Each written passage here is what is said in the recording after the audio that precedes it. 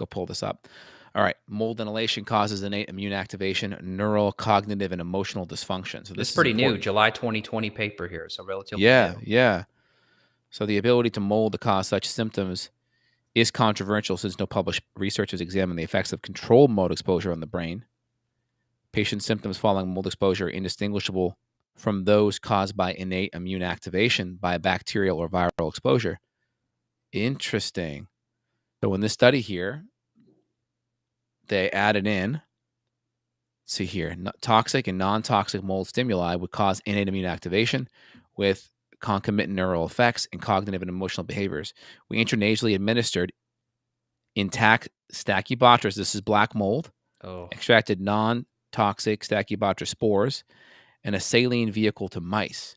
you don't As want to be that predicted, mouse. wow, no. As predicted, intact spores increase interleukin 1 beta, immune reactivity in the hippocampus. Both spore types decrease neurogenesis. This is forming new neurons in the brain and cause striking contextual memory deficits in young mice while decreasing pain thresholds. So this is another word saying causing more pain in the body. So if you have mold exposure, joint pain could happen, right? And of And course, check enhancing out the next line auditory too. Look at the acute memory in older mice. look at the Non-toxic spores, anxiety. yeah, also increase anxiety-like behavior. Levels of hippocampal immune function correlated with decreased neurogenesis. That's creating new neurons in the brain.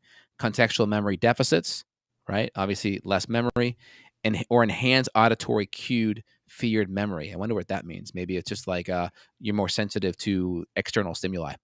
I read Innate that. immune Yeah, I read that as sound sensitivity, which is sound definitely, sensitivity, yeah, part of the right? toxin, and light sensitivity too. So people will often have to wear sunglasses even when Yep. it's not very bright. You and I've talked about that in the context of adrenals years ago, but that's also a mold toxin thing. Yep. And innate immune activation may explain how both toxic mold and non-toxic mold skeletal elements cause cognitive and emotional decline. So it's really important. We don't want to be in an area where there's a bunch of mold toxins. And we could do a whole other podcast on how to mitigate mold toxins as a whole. I mean, of course, get your home tested. That's the first thing. If you have water damage, make sure it's mitigated by a professional right away because mold starts to form when sitting water in as little as 2 days. Got to make sure that's under control.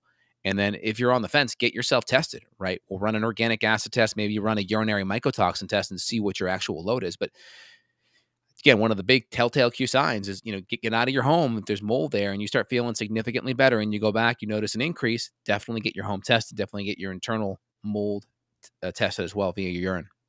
Yeah. Well, I know we got to wrap this thing up. We got calls to get to, but I hope this is helpful for people. We can always get geekier and dive deeper and go longer, but I think you guys get the gist here. The connection of the brain toxicity, the gut damage, there's a mitochondrial element with the chronic fatigue piece. So if you are suffering from any chronic issue, whether it's mood, like depression, anxiety, energy problems like chronic fatigue, low libido, poor erectile function, cold hands, cold feet, increased light sensitivity, blurry vision, could be other things, but this is a big smoking gun, and all of us are inside way too much. We're not outside like the Amish are all day. They might have had moldy homes, but they're not breathing it in the majority of the time. They're outside in fresh air where the toxins are diluted. So, us with our indoor lifestyle as modern humans, we're at more risk of this stuff, and our buckets are already full due to pesticides and other toxicity in the environment. So, this is a really, to me, it's an epidemic problem, maybe the biggest one.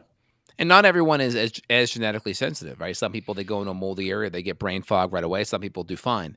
Either way, it's definitely a stressor in the stress bucket. And if you know it's there, you definitely want to pull it out because it's going to help give you more resiliency